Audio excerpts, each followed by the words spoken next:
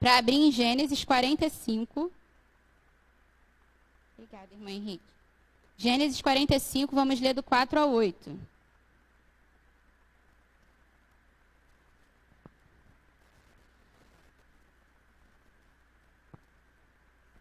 Amém ou misericórdia? Quem achou é amém. Quem não achou é misericórdia. Amém? Amém, gente?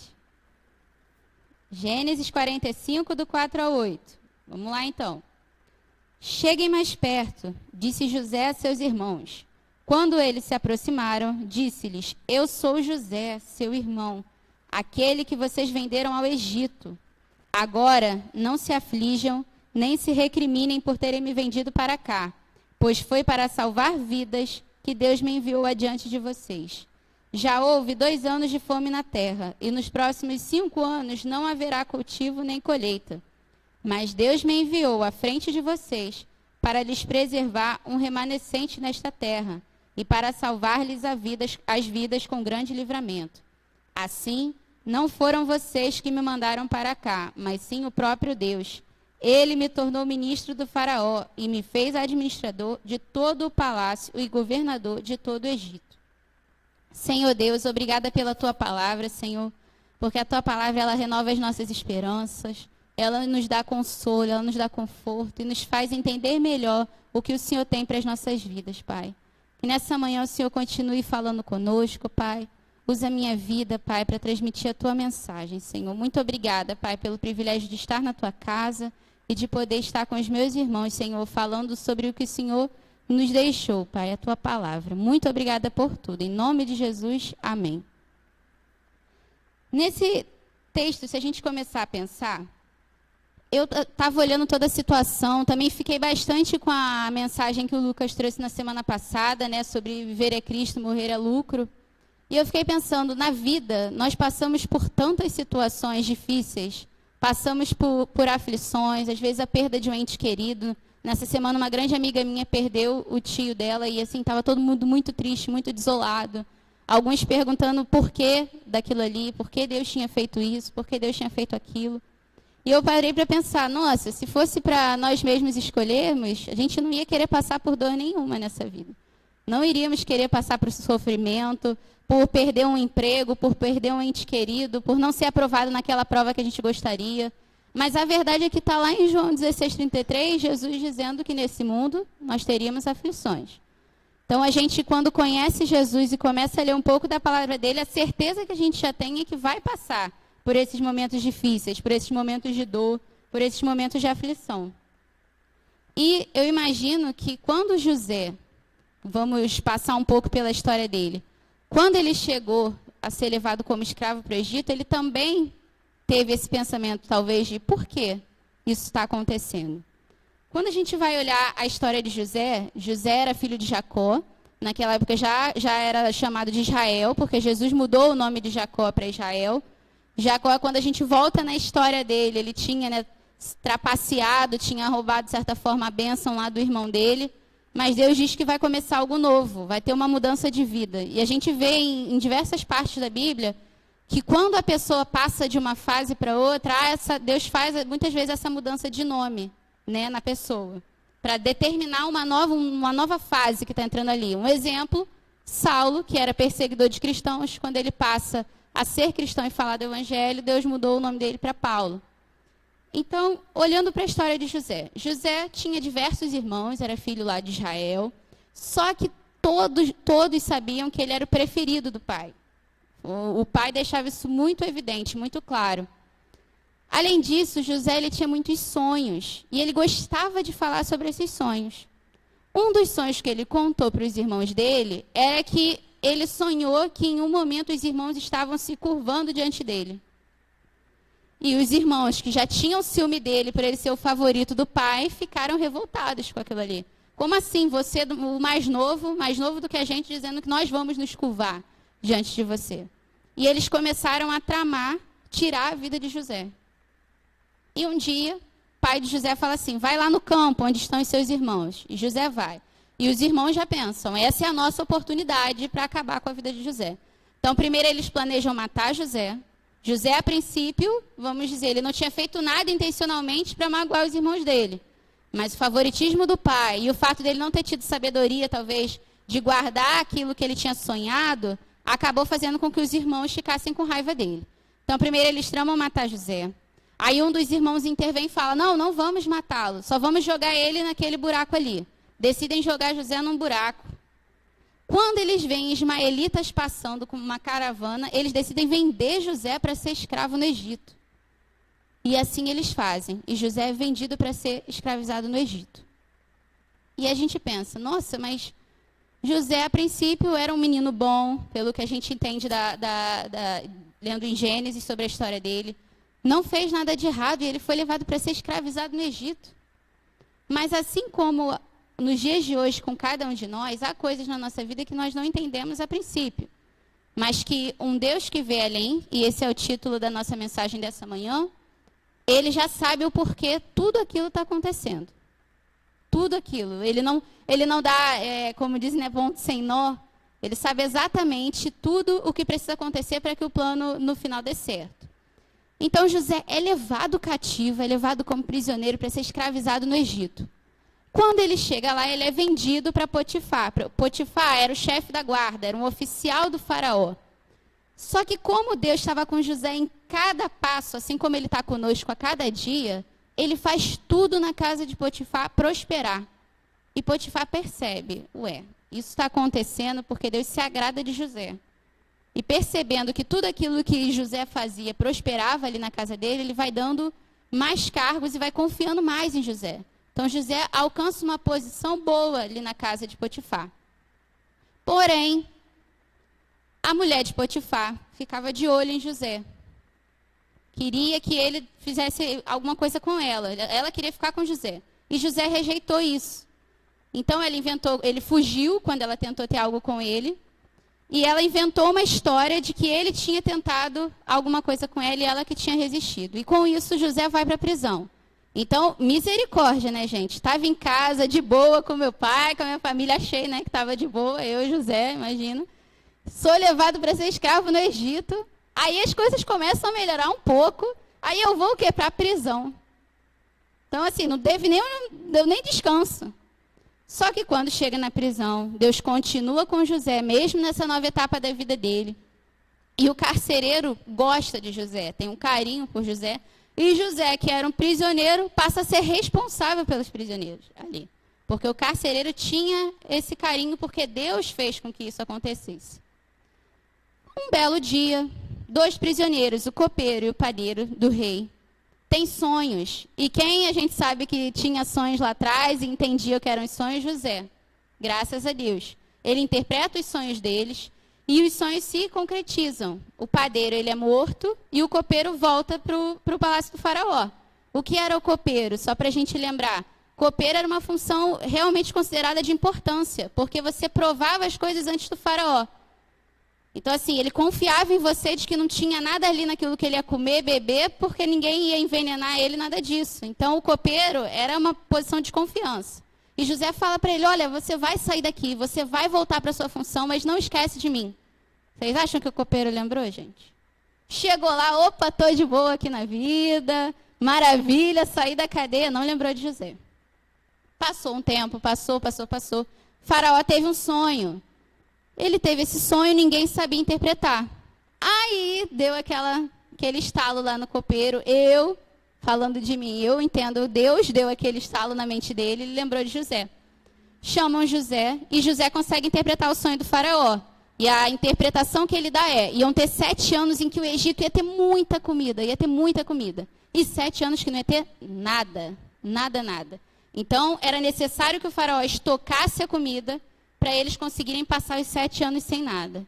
E assim eles fazem. E quando dá certo, o faraó pega e coloca José como o segundo homem mais importante do Egito. Só não era mais importante que o próprio faraó. E aí a gente está caminhando para a parte que nós lemos.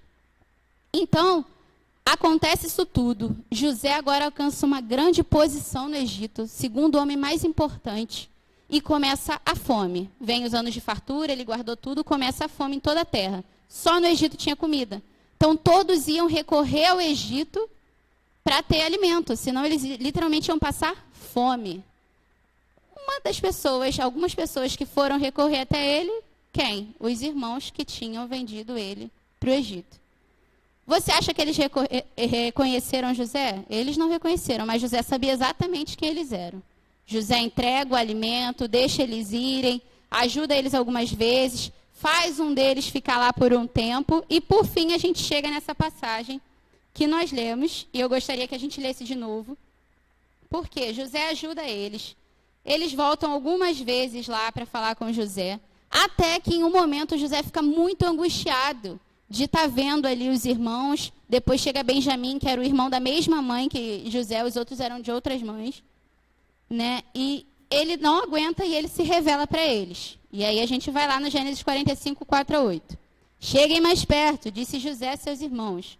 Quando eles se aproximaram, disse-lhes: eu sou José, seu irmão, aquele que vocês venderam ao Egito. Agora não se aflijam, nem se recriminem por terem me vendido para cá, pois foi para salvar vidas que Deus me enviou adiante de vocês. Já houve 2 anos de fome na terra, e nos próximos 5 anos não haverá cultivo nem colheita.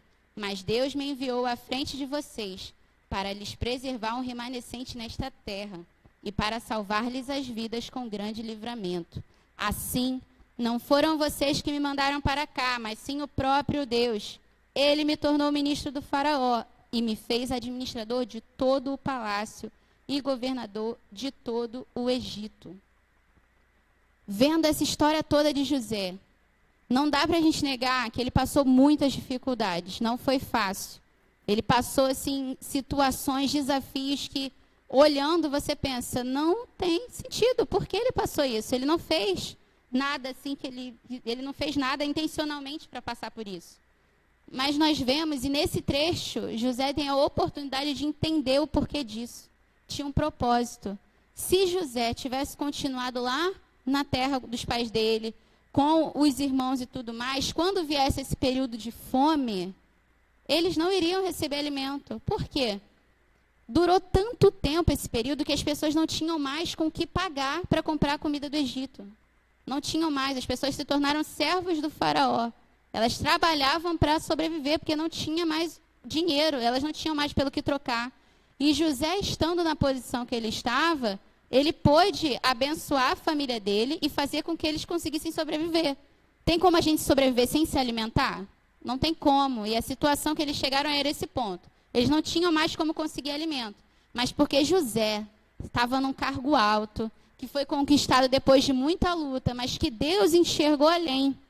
Deus viu além, olha, lá na frente eu preciso de alguém que seja capaz de prover o alimento necessário para essas pessoas. E Deus escolheu José para isso. Às vezes a gente quer, Senhor, me escolhe aí para isso, para aquilo outro, mas a gente não olha todo o processo pelo qual nós precisaremos passar para chegar até isso.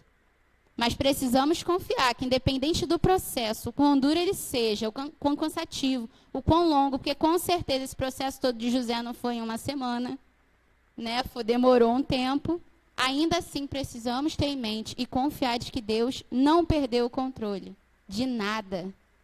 Às vezes, quando nós perdemos alguém que a gente ama muito, Senhor, mas eu orei, eu jejuei, eu fiz isso, por que o Senhor esqueceu, o Senhor não recebeu a minha oração? Não, não é isso. Deus, ele recebe a nossa oração. A vontade dele é boa, perfeita e agradável. Mas no momento, às vezes, a gente está tão cego pelas circunstâncias que a gente não percebe o porquê aquilo pode ter acontecido. E se a gente confiar em Deus e perguntar para ele, lá na frente, ele pode nos revelar o porquê daquilo ter acontecido. Uma outra história na Bíblia que nos mostra isso também, de que às vezes no momento que estamos passando por algo, nós não entendemos o porquê daquilo, é a história de Moisés. Moisés, quando nasceu, Faraó estava assim, estressado e com medo de alguém tirá-lo do poder. E na época que ele nasceu, ele mandou matarem todos os bebês. Então, a mãe de Moisés, Joquebede, pegou, colocou ele num cesto e colocou ele no rio. Gente, se vocês forem pensar, imagina colocar uma criança no rio hoje. Alguém consegue pensar fazendo isso? Eu vou pegar, para salvar a criança, eu vou colocar ela dentro do rio. Eu já fico assim, como assim, meu Deus? Só Deus me dando muita certeza, eu ainda ia ficar com medo, né? Então ela pegou, colocou Moisés no cesto, colocou ele no rio, e a filha do faraó foi encontrar Moisés. Vocês têm noção de que, assim, se a gente pensar só no natural, não tem como explicar isso. Você colocar num rio e ir certinho, assim, ó, na filha do faraó. De sobreviver, você já falou, Glória, mas ir certinho na filha do faraó. Então, Moisés não foi morto naquela época. Ele foi pego pela filha do faraó, foi criado e tudo mais. Estava, novamente, de boas ali no palácio, foi bem educado. Até que um dia ele vê um egípcio maltratando um hebreu e ele mata o egípcio. E ele passa de quase príncipe, só que ele não era tratado assim, mas assim, a educação dele toda era como se fosse uma educação de um príncipe, para ter que fugir do Egito, da terra onde ele foi criado, porque senão iam matar ele. Ele matou um egípcio. Então ele foge, e depois Deus vai lá, fala com ele na sarça ardente que chamou ele para libertar o povo hebreu. E aí você pensa, na hora ele deve ter pensado assim, poxa, mas eu precisava ter passado por isso tudo para chegar aqui. Mas agora ele o quê? Entendeu o que precisava. Por que ele precisava passar por aquilo? Por que ele precisava ter sido educado lá pelo faraó? Senão ele teria sido morto. Ele teria sido morto com o resto dos bebês. Ele foi levado para casa para que ele tivesse condições de sobreviver e cumprir o grande propósito que Deus tinha de libertar o seu povo. Outro personagem da Bíblia, Jó. Gente, Jó tinha tudo e mais um pouco. E perdeu tudo. E depois Deus restituiu tudo. E Jó fala, antes eu te conhecia só de ouvir falar. Agora eu te conheço de uma forma diferente, uma forma especial. Então, o processo de Jó também teve um propósito, teve um motivo. Então, com esses personagens que nós mencionamos, se nós olharmos para eles, não é para a gente pensar, nossa, mas eles não são eu, assim, né? Jó devia ter um outro patamar. Moisés também, José. Não é isso. Nada aconteceu por causa deles. Tudo foi o plano de Deus que tinha sido determinado, tinha sido estabelecido. E eles tiveram o privilégio de fazer parte desse plano.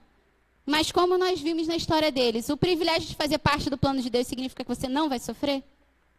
Significa que não vão ter dias difíceis? Não significa. Então, se você está tendo dias difíceis, pode ser, tenho certeza, que Deus, na verdade, tem um plano assim, bem traçado para a sua vida. Você não foi escolhido, Jesus não morreu na cruz à toa. Ele morreu na cruz para te salvar e para salvar muitas outras vidas. Então, todas as dificuldades que estamos passando hoje, elas não se comparam à glória que há de vir. Elas não se comparam com o grande propósito que Deus tem por trás nas nossas vidas. Então, quando a gente vê essas histórias, a primeira certeza que nós temos que ter em mente é: não necessariamente, quando eu estiver passando pela dificuldade, pelo problema, eu vou entender o porquê. Isso é certo. Tem às vezes, a gente quer perguntar para Deus e quer que Ele responda na hora, né? Parece até que a gente está aqui, cronômetro, Senhor, 5 segundos para o Senhor me responder. Eu estou orando agora, então me responde, por favor, agora. Antes do almoço, tem que preparar a comida, tem que trabalhar, me responde aí, por favor, antes de eu sair. Senhor, me responde, por que isso está acontecendo agora? Não necessariamente Ele vai te responder no momento em que você está passando pela situação, no momento da dor, no momento do sofrimento. Há muito tempo atrás eu conheci uma pessoa que ela me falou que ela já tinha sido noiva há muitos anos e que assim estava tudo certo para o casamento, estava tudo certo mesmo. Mas um belo dia, ela e a pessoa de quem ela estava noiva decidiram que era melhor não casar. O melhor para eles era não casar. Que isso? E aí eu imagino, gente, você ficar noivo de alguém é porque você gosta da pessoa. O que está acontecendo? Pode ser. Não, meu amor, ajuda minha filha! Não leva minha filha, não, por favor! Que é isso? Você tem planos com a pessoa, você pensa no futuro e você de repente percebe que aquilo ali não é para ser. Mas essa pessoa também me disse, olha, isso aconteceu. Na época eu sofri, fiquei triste, mas hoje eu entendo que não era da vontade de Deus realmente que casasse naquela época. Por quê? A pessoa com quem eu ia me casar, hoje, com a pessoa com quem ela se casou de fato, desenvolvem um projeto lindo lá no meio da Mata Atlântica, trabalhando com indígenas. Aí a pessoa virou para mim e falou assim, Eu amo ajudar as pessoas, mas não fui chamada para trabalhar com indígena. E não ia dar certo, não ia dar certo. Então, assim, às vezes a gente quer fazer algo porque para nós parece melhor. Mas não é o nosso propósito aquilo ali. E Deus nos fala assim, olha, estou te dizendo, o caminho é esse, vai doer agora. Mas há um propósito lá na frente que eu preciso que seja cumprido. A população indígena precisa ser alcançada pelo Evangelho? Precisa. Mas toda causa que a gente se junta, toda ação, ela não é muito mais eficaz quando ela é feita com amor? Quando ela é feita por alguém que foi vocacionado para aquilo? Então, assim como num casamento, em que eu acredito firmemente, já ouvi muito isso, eu acredito que Deus ele não simplesmente une pessoas, ele une propósitos. Se você está com um propósito diferente da pessoa com quem você está junto, as coisas tendem a não fluir. Porque, como eu conversei com vocês em uma outra mensagem, a gente encontra paz quando o nosso propósito a gente conhece e vive aquele propósito. Quando ele está firme no Senhor, aí a gente encontra paz. Se eu não estiver desenvolvendo meu propósito, se eu estiver fazendo tudo menos o meu propósito, as chances de encontrar paz são bem pequenas. Então, essa pessoa mesmo falou isso. Olha, eu entendo hoje que não era para ser. Não era o meu propósito estar junto com aquela pessoa. Isso foi uma pessoa aqui, de carne e osso, que eu conheci. Mas a gente vê a história, por exemplo, de Daniel e dos amigos dele na Bíblia também. Eles foram levados cativos para a Babilônia.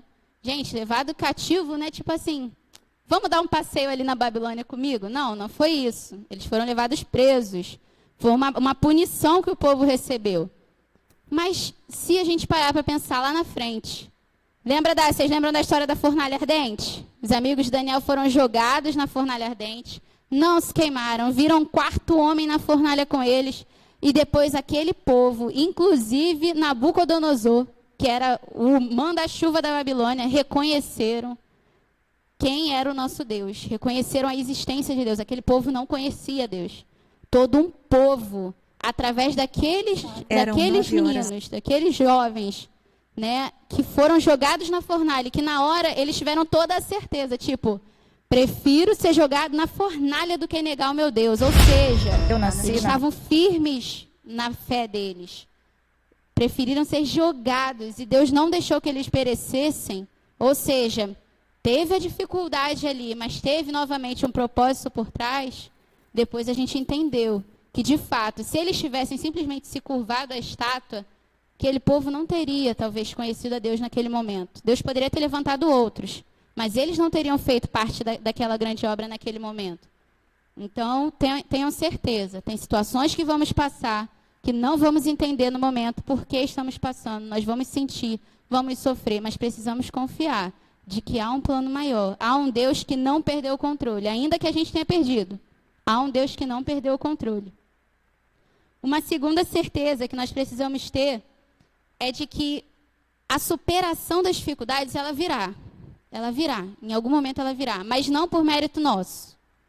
E sim porque Deus vai estar nos guiando em cada passo. Ele nos dá sabedoria.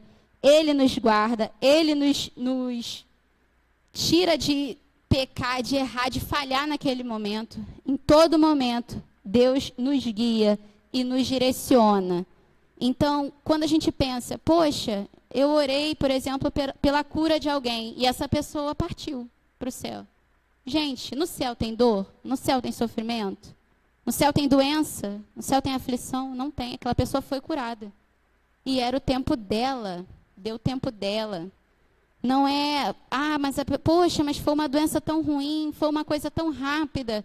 Eu concordo muito quando o pastor Diego diz, olha, se algum dia eu for levado porque peguei Covid e morri, não pensem que eu morri por causa do Covid, não pensem que eu morri por isso, por aquilo outro. Foi o meu tempo, foi Deus que escolheu me levar. E na hora a gente não entende, a gente queria muito que a pessoa ficasse. Mas a pessoa também está dentro da vontade de Deus. A vontade de Deus é boa, perfeita e agradável para mim e é também para a pessoa. Então, às vezes, no coração da pessoa, aquela pessoa estava sofrendo muito enquanto estava aqui.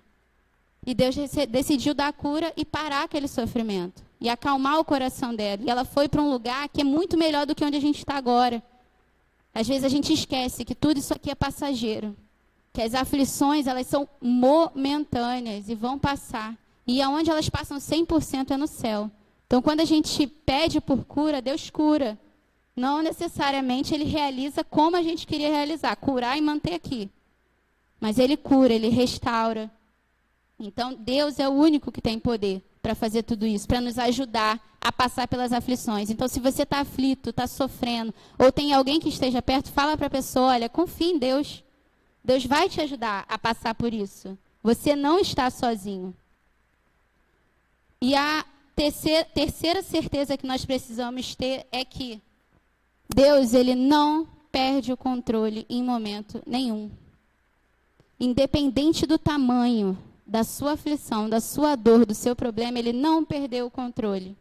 Não perdeu o controle da sua vida. Eu gosto sempre de dizer, graças a Deus que a minha vida está no controle dele, porque se tivesse no meu, eu já ia ter quebrado o controle, já ia ter perdido dentro de casa, não ia dar certo. Não ia dar certo. Então, e que bom que Deus é que está no controle.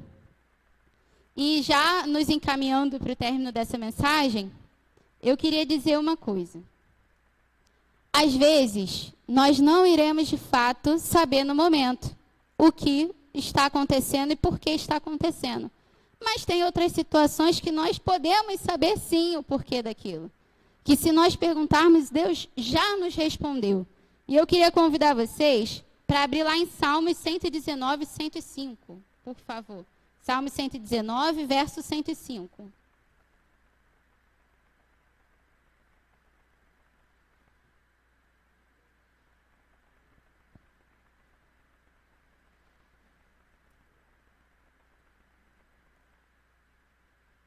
Amém ou misericórdia, gente? Ó, gostei de ver. Agora foi um amém, mas junto, assim, né? Não foi desesperador o negócio. Então, Salmo 119, verso 105 diz o quê? Lâmpada para os meus pés é a tua palavra e luz para o meu caminho.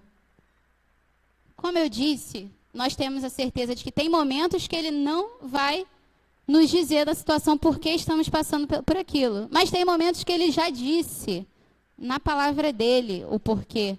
Já disse, já nos deu algumas respostas, já nos deu consolo.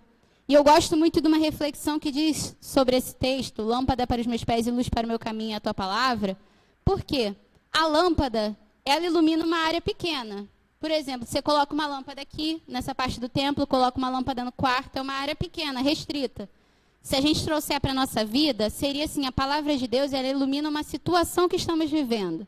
Por exemplo, perdemos um ente querido. Na palavra de Deus tem partes que nos consolam sobre isso, que nos fazem refletir de que a pessoa agora está num lugar muito melhor do que nós estamos. Nós nem sabemos como é 100% lá.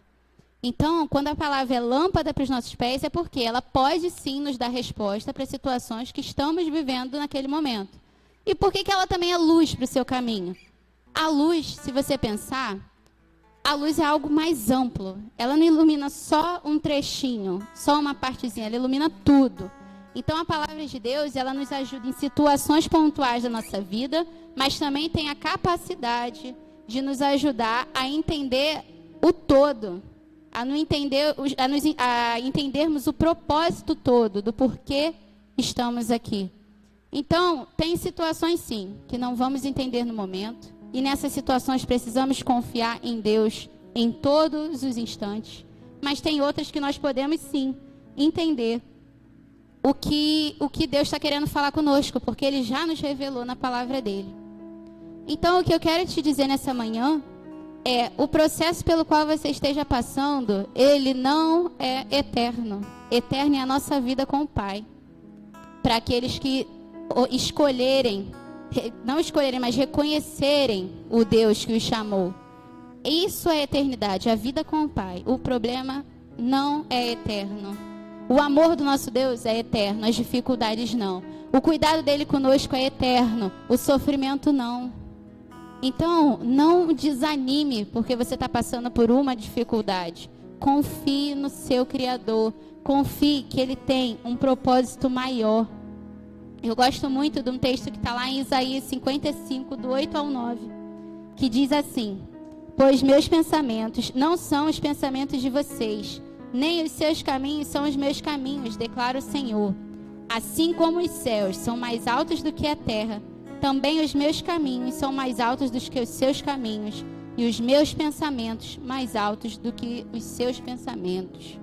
Nada é por acaso, gente. Nada. Nada que acontece na sua vida é porque Deus não gosta de mim. Não, não é isso.